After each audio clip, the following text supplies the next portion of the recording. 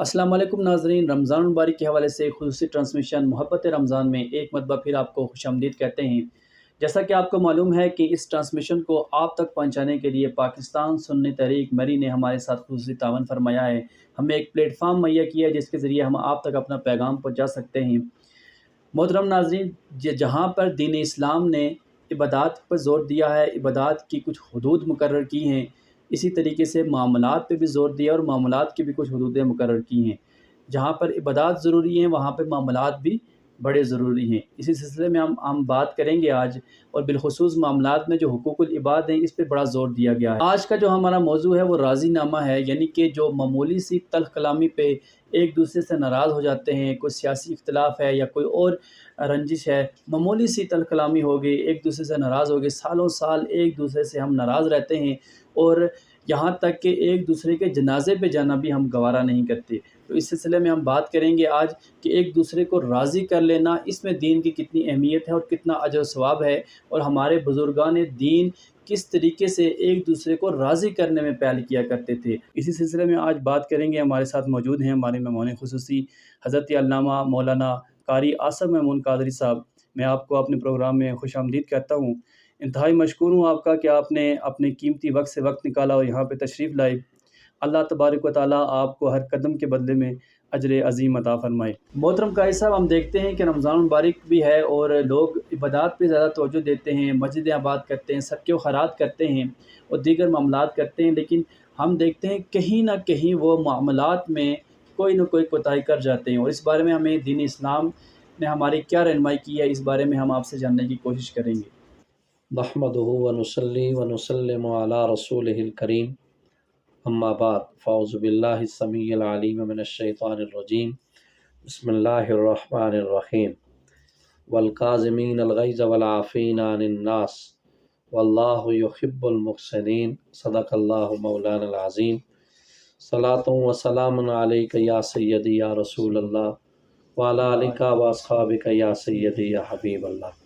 بعد از حمد و صلات، سب سے پہلے میں آپ کا شکریہ ادا کرتا ہوں کہ آپ نے ہمیں مدعو کیا اور ماہ رمضان المبارک کی پرنور ساعتوں میں آپ نے اس بابرکت ماہ مبارک میں ایک اچھے عنوان پہ لوگوں تک اچھا پیغام پہنچانے کے لیے آپ نے ہمیں حکم دیا۔ اللہ پاک آپ کی اس کاوش کو اپنی جناب میں قبولیت کا درجہ عطا فرمائے، اور اللہ پاک آپ کے اس مشن میں اللہ اپنی بارگاہ سے اپنی کروڑوں رحمتوں کا نزول فرمائے، اور آپ کی جو تنظیم ہے اللہ پاک اس پر اپنا خاص فضل و کرم کا نزول فرمائے۔ میرے بھائی، نماز انسان پڑھتا ہے، روزے بھی رکھتا ہے، خدا کی بارگاہ میں عبادات اور اس کی بارگاہ میں جھکا بھی جاتا ہے، لیکن نماز ہمیں بہت ساری چیزوں کا درس دیتی ہے، روزہ ہمیں بہت ساری چیزوں کا سبق دے رہا ہے کہ نماز پڑھنے کا تقاضا کیا ہے، روزہ رکھنے کا تقاضا کیا ہے۔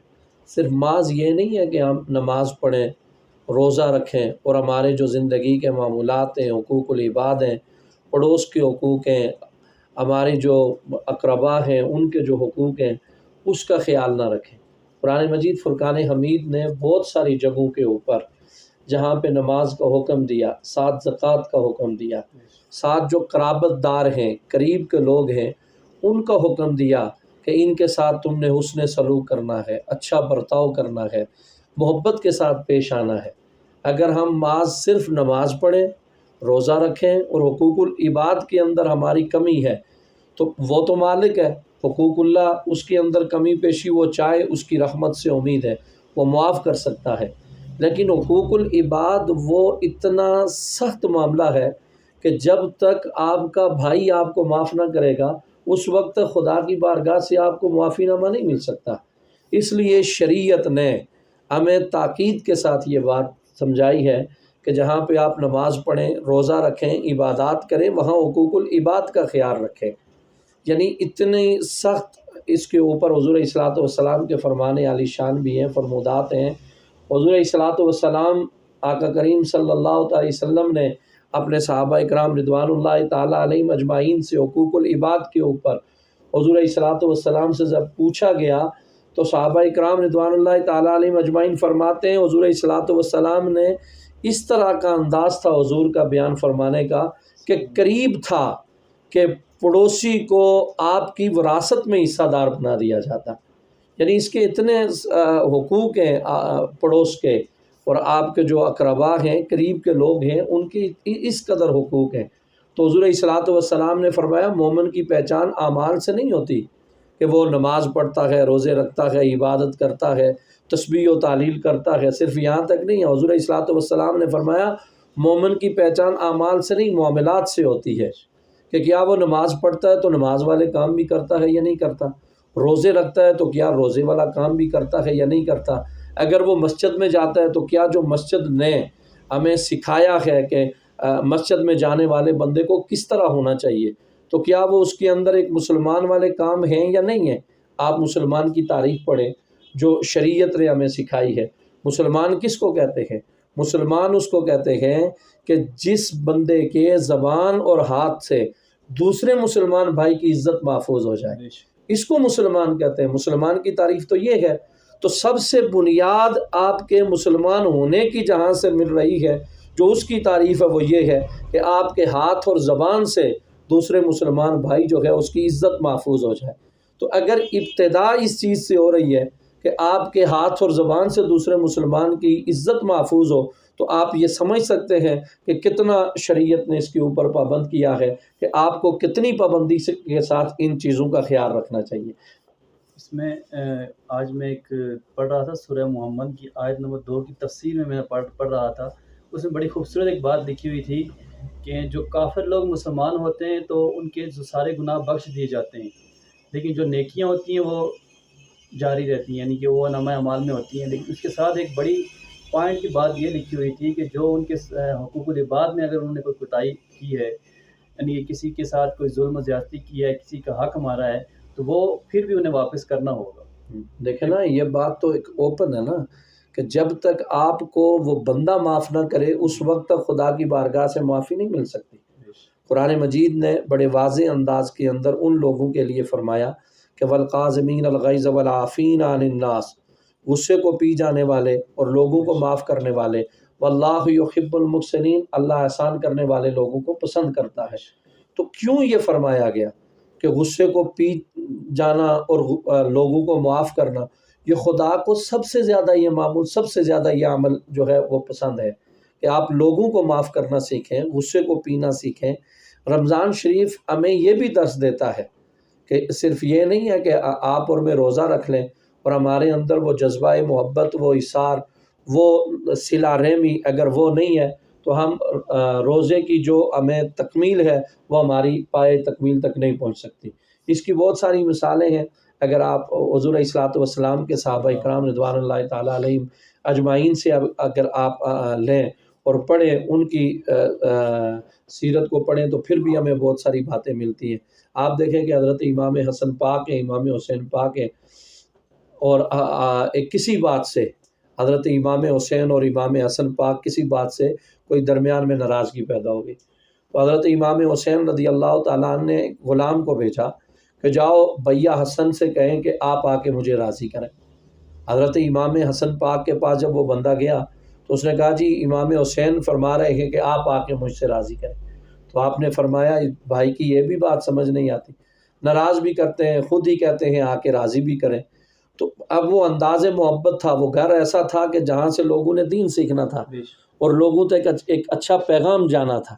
تو آپ نے جس کے بارے میں حضرت نصیر ملت نے فرمایا ہے نسل کریموں کی لجپال گھرانہ ہے، تو یہ وہ گھر ہے کہ جہاں سے اسلام چلا، جہاں سے لوگوں نے اسلام سیکھا، تو انہوں نے مثال تو دینی تھی۔ آپ نے فرمایا اچھا چلو ٹھیک ہے میں آتا ہوں۔ آپ آئے، حضرت امام حسین پاک رضی اللہ تعالیٰ عنہ سے پوچھا حسین آپ کی سمجھ نہیں آتی، آپ ناراض بھی کرتے ہیں اور خود ہی کہتے ہیں کہ آ کے راضی بھی کریں۔ تو یہ حضرت امام حسین رضی اللہ تعالیٰ عنہ کی آنکھیں نم ہو گئیں، عرض کرنے لگے بھیا آپ بڑے ہیں، میں چھوٹا ہوں، میں اس سے معذرت چاہتا ہوں کہ میں نے آپ کو بلایا، لیکن بلانے کی وجہ ایک تھی، وہ یہ تھی کہ مجھے آج اپنے نانا کریم رؤوف الرحیم صلی اللہ علیہ وسلم کی ایک حدیث یاد آئی ہے۔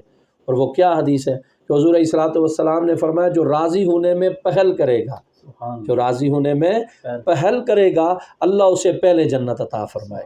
تو میرے دل میں یہ خیال آیا کہ اگر راضی ہونے میں پہل میں نے کی تو چھوٹا بھائی جنت میں آگے جائے اور بڑا بھائی پیچھے جائے، یہ مجھے گوارا نہیں تھا، اس لیے میں نے آپ کی بارگاہ میں یہ عرضی پیش کی کہ آپ آ کے مجھے راضی کریں تاکہ بڑا بھائی جنت میں آگے جائے اور چھوٹا بھائی اس سے پیچھے جائے۔ تو بہت ساری مثالیں ہیں ایسی کہ اگر ہم صحابہ کرام رضوان اللہ تعالیٰ علیہم اجمعین کی بارگاہوں سے سیکھ لیں۔ آپ دیکھیں حضرت علی المرتضیٰ رضی اللہ تعالیٰ عنہ ہیں، آپ کا یہ معمول مبارک ہوتا تھا کہ آپ سلام میں پہل کرتے تھے۔ شریعت نے بھی حکم دیا ہے کہ سلام میں پہل کی جائے، تو اس لیے کہ سلام میں پہل کرنے کا شریعت نے کیوں حکم دیا ہے کہ سواری والا پیدل چلنے والے کو سلام میں پہل کرے، پیدل چلنے والا بیٹھنے والے کو سلام میں پہل کرے۔ تو اس کی وجہ یہ تھی کہ حضور علیہ الصلوۃ والسلام اپنی امت سے یہ جو غرور اور تکبر کی بیماری ہے اس کو ختم کروانا چاہتے تھے، اور حضور نے فرمایا چونکہ خدا کو غرور پسند نہیں، تو جب گاڑی والا پیدل والے کو سلام میں پہل کرے گا تو غرور ختم ہوگا، پیدل والا بیٹھنے والے کو کرے گا تو غرور ختم ہوگا۔ حضرت علی المرتضیٰ رضی اللہ تعالیٰ عنہ کا یہ معمول مبارک تھا کہ آپ سلام میں پہل کرتے تھے، یہ معمول تھا آپ کا، جس سے ملتے سلام میں پہل کرتے۔ آج حضرت سیدنا صدیق اکبر رضی اللہ تعالیٰ عنہ ایک چوراہے میں بیٹھے ہوئے ہیں، آپ بیٹھے ہوئے ہیں، حضرت علی چل رہے ہیں، چل کے آئے۔ آج حق بھی بنتا تھا کہ حضرت علی المرتضیٰ رضی اللہ تعالیٰ عنہ سلام میں پہل کرتے، لیکن آج حضرت علی المرتضیٰ رضی اللہ تعالیٰ عنہ آئے، پاس آ کے کھڑے ہو گئے، آپ نے سلام نہیں دیا۔ حضرت سیدنا صدیق اکبر کے دل میں یہ بات چبھی کہ پتہ نہیں آج کیوں نہیں علی نے سلام کیا۔ معمول بھی ہے، سلام میں پہل کرتے ہیں، عادت بھی ہے، آج حق بھی بنتا ہے، شریعت بھی کہتی ہے کہ حق بھی انہی کا بنتا ہے سلام میں پہل کریں، لیکن آپ پاس کھڑے ہو گئے، آپ نے ان سے نہیں پوچھا، آپ نے سلام دے دیا۔ حضرت سیدنا صدیق اکبر رضی اللہ تعالیٰ عنہ نے فرمایا السلام علیکم یا علی، حضرت علی المرتضیٰ نے واپس جواب دیا، ان سے نہیں پوچھا کہ آپ نے سلام کیوں نہیں کیا، حضور کی بارگاہ میں حاضر ہو گئے، عرضی پیش کرنے لگے حضور مجھے لگتا ہے کہ علی میرا بھائی مجھے کسی بات پہ ناراض ہو گئے ہیں۔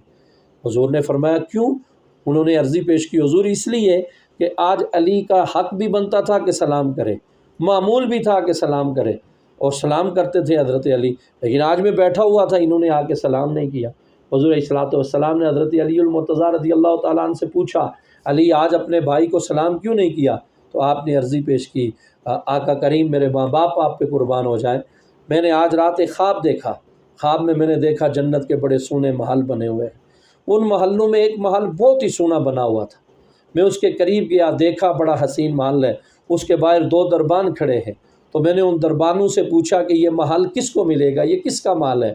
تو دربان کہنے لگے علی یہ اللہ اس بندے کو محل عطا فرمائے گا جو سلام میں پہل کرے گا۔ تو میرے دل میں خیال آیا کہ یہ سلام کے اندر پہل کرنے والے کو جنت کا اتنا سونا محل ملے گا، تو میرے دل میں خیال آیا آج میں سلام میں پہل نہیں کروں گا، میرے بھائی صدیق اکبر رضی اللہ تعالیٰ عنہ سلام میں پہل کریں تاکہ وہ جنت والا سونا محل میرے بھائی صدیق اکبر کو مل جائے۔ تو ہمیں ان بارگاہوں سے بڑی باتیں ملتی ہیں اگر ہم سمجھ سکیں، شریعت کو اگر ہم پڑھیں تو ہمیں بہت بڑی باتیں ملتی ہیں۔ میرے آقا کریم صلی اللہ علیہ وسلم نے قسم کھائی، حضور علیہ الصلوۃ والسلام نے فرمایا میں اللہ کی عزت کی قسم کھا کے کہتا ہوں اس شخص کی عزت میں کوئی کمی نہیں آئے گی جو معافی مانگنے میں پہل کرے گا، یعنی اس کی عزت میں اللہ پاک اور اسے عزت عطا فرمائے گا اگر وہ معافی مانگنے میں پہل کرے گا۔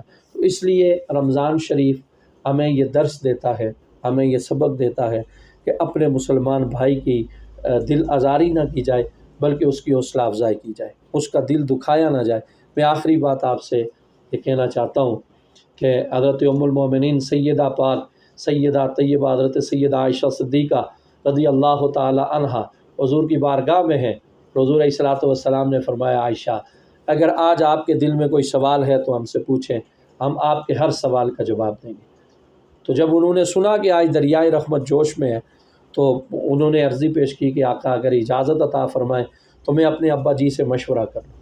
امت کے لیے پیغام بھی تھا کہ اچھی اولاد وہی ہوتی ہے جو اپنے ماں باپ سے مشورہ کرتی ہے اور ان سے پوچھ کے کام کرتی ہے۔ حضور علیہ الصلوۃ والسلام نے فرمایا ٹھیک ہے آپ جائیں ان سے مشورہ کر لیں۔ آپ حضرت حضور سیدنا صدیق اکبر رضی اللہ تعالیٰ عنہ کے پاس پہنچی اور جا کے آپ نے سلام کیا اور کہنے لگی کہ ابا حضور آج حضور کا دریائے رحمت بہت جوش میں ہے اور حضور مجھ سے فرما رہے ہیں کہ آج آپ جو بھی مجھ سے مانگے گی، جو سوال کریں گی، میں آپ کا سوال پورا کر دوں گا۔ تو آپ بتائیں کہ میں حضور سے پوچھوں تو کیا پوچھوں؟ تو حضرت سیدنا صدیق اکبر رضی اللہ تعالیٰ عنہ نے فرمایا عائشہ آپ جائیں اور جا کے حضور سے پوچھیں وہ معراج کی رات جو رب نے آپ سے راز و نیاز کی باتیں کی تھی ان باتوں میں سے ایک بات ہمیں بتا دیں۔ اب وہ راز و نیاز کیا ہے؟ قرآن کہتا ہے ثم دنا فتدلی فکان قاب قوسین او ادنی فاوحی الی عبدہ ما اوحی، کہ ہم نے اپنے محبوب سے کلام کیا۔ یا اللہ کیا کلام کیا؟ فرمایا ما اوحی، تمہیں کیوں بتاؤں، میں جانوں میرا محبوب جانے۔ یہ وہ راز و نیاز ہے جو خدا نے بھی نہیں بتایا، اور ادھر سے ڈیمانڈ کیا آ گئی ان باتوں میں سے ایک بات بتا دیں۔ آپ نے جب ام المومنین نے حضور کی بارگاہ میں آ کے جب یہ سوال نامہ پیش کیا تو حضور مسکرا پڑے۔ میرے آقا کریم صلی اللہ علیہ وسلم مسکرا کے فرمانے لگے واہ میرے سونے یار، ڈیمانڈ دیکھی تو تیری دیکھی، پوچھتا بھی ہے تو وہ راز کی باتیں پوچھتا ہے کہ جو راز و نیاز خدا اور مصطفیٰ کے درمیان ہے۔ فرمایا عائشہ ہم نے آپ سے وعدہ کیا تھا کہ ہم آپ کو بتائیں گے، آپ سے جو وعدہ کیا تھا وہ بتائیں گے، راز بتا دیا جائے تو راز رہتا نہیں، لیکن آپ سے وعدہ کیا تھا۔ فرمایا عائشہ اس رات شب معراج کی رات رب نے مجھ سے وعدہ کیا ہے اے میرے محبوب پاک صلی اللہ علیہ وسلم، اگر آپ کی امت میں سے آپ کا امتی کوئی امتی اپنے کسی مسلمان بھائی کا دل جوڑے گا، دل جوڑنا اس کا کام ہے، میرا وعدہ ہے آپ کے ساتھ کہ دل وہ جوڑ دے، اس کے بدلے میں خدا اسے جنت عطا فرمائے۔ سبحان اللہ۔ تو آپ سوچیں کہ حضور صلاۃ والسلام نے جب یہ فرمان عالی شان سنایا تو ام المومنین خوش ہو گئیں، خوش ہو کے کہ میں جا کے اپنے ابا جی کو یہ خبر سناؤں، خوشخبری سناؤں۔ تو آپ نے جا کے جب سیدنا صدیق اکبر رضی اللہ تعالیٰ عنہ کو یہ خوشخبری سنائی تو آپ کی آنکھوں سے آنسو رواں ہو گئے۔ آپ نے پوچھا ابا یہ تو خوشی کی بات ہے، یہ تو رونے کی نہیں ہے۔ فرمایا عائشہ آپ نے آئینے کا ایک رخ دیکھا ہے، مجھے آئینے کا دوسرا رخ بھی نظر آ رہا ہے۔ ابا حضور وہ کیا ہے، وہ رخ کیا ہے؟ تو آپ نے فرمایا کہ اگر کسی کا دل جوڑو تو اللہ جنت عطا فرمائے گا، میں اس لیے رو رہا ہوں کہ کہیں صدیق اکبر سے کسی کا دل نہ ٹوٹ جائے۔ تو یہ حضور کے ان صحابہ کا حال ہے جنہیں شیخین کہا جاتا ہے۔ کائنات میں حضور علیہ الصلوۃ والسلام کو سلام کرنے کے بعد روئے زمین جس ہستی کو سلام کرتی ہے اس شخصیت کا نام حضرت سیدنا صدیق اکبر رضی اللہ تعالیٰ عنہ ہے۔ تو ان کی بارگاہ سے ہمیں یہ چیزیں مل رہی ہیں، اگر ہم سیکھ جائیں۔ ماہ رمضان المبارک ہمیں اسی چیز کا درس دیتا ہے، روزہ ہمیں اسی چیز کا درس دیتا ہے، عبادت ہمیں اسی چیز کا درس دیتی ہے کہ نماز پڑھو تو نماز والے کام بھی کرو، اگر آپ روزہ رکھ رہے ہو تو روزے والا کام بھی کرو، کہ روزہ کس چیز کا متقاضی ہے، تو روزہ اسی چیز کا متقاضی ہے کہ آپ کسی کا دل نہ دکھائیں، کسی کے ساتھ زیادتی نہ کریں۔ دو چیزوں کی سزا خدا دنیا میں دیتا ہے، اور وہ دو کون سے عمل ہیں جن کی سزا دنیا میں ہے، دنیا سے شروع ہوتی ہے آخرت تک ختم نہیں ہوتی۔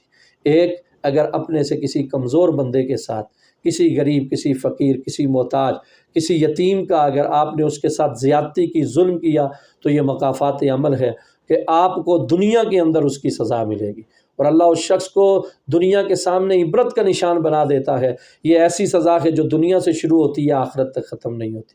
اور دوسری، اگر کسی نے ماں باپ کا دل دکھایا تو ماں باپ کے نافرمان کی سزا دنیا سے شروع ہوتی ہے، آخرت تک وہ سزا ختم نہیں ہوتی۔ تو میں صدہا مبارکباد آپ کو پیش کرتا ہوں، آپ کے ذریعے سے بہت سارے جوانوں کے دل وہ اچھائی کے راستے کی طرف آ سکتے ہیں، ان کی نگاہیں حیا کی طرف آ سکتی ہیں، ان کے قدم دین متین کی طرف آ سکتے ہیں۔ تو میں اپنے دوستوں سے کہنا چاہتا ہوں، میری گزارش ہے ان سے، اور میرا یہ پیغام ہے کہ خدا را اپنی زندگیوں کو اسلام کی طرف لے کے آؤ، دین کی طرف لے کے آؤ، اپنا دل مسجد کے ساتھ لگاؤ۔ حضور علیہ الصلوۃ والسلام نے 7 بندوں کے بارے میں فرمایا کہ قیامت والے روز اللہ جن کو اپنے عرش کا سایہ نصیب فرمائے گا جب سورج سوا نیزے پہ ہوگا، ان میں ایک شخص وہ ہوگا کہ جس کے بارے میں فرمایا قلب معلق فی المساجد، کہ جس کا دل مسجد کے ساتھ لگا ہوگا۔ تو جو جس کا دل مسجد کے ساتھ لگا ہوگا اللہ اسے بروز محشر اپنے عرش کا سایہ نصیب فرمائے گا۔ تو اس لیے میری دوستوں سے گزارش ہے، جوانوں سے بالخصوص گزارش ہے کہ رات آپ باہر روڈوں کے اوپر رات نہ گزاریں، آپ دنیا کی رنگینیوں کے اندر رات نہ گزاریں، آپ موبائل کے اوپر فحاشی، عریانی، بے حیائی اور ڈرامے فلمیں دیکھ کر نہ گزاریں، بلکہ آپ مسجد میں آئیں۔ خدا نے تمہیں رمضان عطا فرمایا ہے، یہ وہ بابرکت ماہ مبارک ہے کہ جس میں ہر عمل، نفل پڑھو تو فرض کا ثواب، فرض پڑھو تو 70 فرضوں کا ثواب اللہ پاک عطا فرماتا ہے۔ تو میں جوانوں سے گزارش کرتا ہوں کہ اپنے دل مسجد کے ساتھ لگائیں، اپنا رشتہ دین کے ساتھ مضبوط کریں۔ اگر آپ نے ایسا کر لیا، آپ کی دنیا بھی بہتر ہے، آپ کی قبر بھی بہتر ہے، اور آپ کا حشر بھی بہتر ہے۔ میری آپ کے لیے دعا ہے، اللہ پاک آپ کی اس کاوش کو قبول فرمائے، آپ کو دن دگنی رات چگنی ترقی عطا فرمائے، آپ کی جوانی میں اللہ برکتوں کا نزول فرمائے۔ جو آپ پاک مشن لے کے چل رہے ہیں، اللہ اس مشن میں آپ کی مدد فرمائے اور آپ کے حال پر اپنی رحمتوں کا نزول فرمائے۔ وما علینا الا البلاغ المبین۔ ماشاءاللہ، بڑے خوبصورت انداز میں حضرت علامہ مولانا قاری عاصم محمود قادری صاحب ہمیں راضی نامے کی اہمیت بتا رہے تھے، اور ہمیں بتا رہے تھے حقوق العباد کیا ہوتے ہیں، اور جو معاملات پہ کس طرح ہمیں توجہ دینی چاہیے، اور جو دین ہے وہ صرف عبادات میں نہیں ہے بلکہ معاملات میں بھی دین ہے۔ جو صرف عبادات میں لگا رہتا ہے تب بھی اس کا دین مکمل نہیں ہے، اور جو صرف معاملات میں لگا رہتا ہے تب بھی اس کا دین مکمل نہیں ہے۔ اور عبادات اور معاملات کو دونوں کو ملا کر چلنا، یہی دین کا حسن ہے۔ یہ ہمیں سکھا رہے تھے، بڑے خوبصورت انداز میں بیان فرما رہے تھے۔ اللہ تبارک و تعالیٰ ان کے علم میں، عمل میں مزید برکتیں عطا فرمائے۔ اللہ تعالیٰ ان کا سایہ اہل سنت پہ تا دیر قائم و دائم فرمائے۔ ایک مرتبہ پھر میں ان کا مشکور ہوں کہ انہوں نے اپنے قیمتی وقت سے وقت نکالا، یہاں تشریف لائے۔ اللہ تعالیٰ ان کو ہر قدم کے بدلے میں اجر عظیم عطا فرمائے۔ بہت شکریہ، بہت نوازش۔ امید کرتے ہیں یہ سلسلہ بھی آپ کو پسند آیا ہوگا۔ ہمیں اپنا فیڈ بیک ضرور دیجیے گا، ویڈیو کو زیادہ سے زیادہ شیئر کیجیے۔ ہمیں بھی اپنے دعاؤں میں، اپنی خاص دعاؤں میں، جب افطاری کے وقت آپ اپنی اہل و عیال کے لیے دعا کریں تو ہمیں بھی ان دعاؤں میں یاد رکھیے گا۔ جزاک اللہ۔ اللہ حافظ۔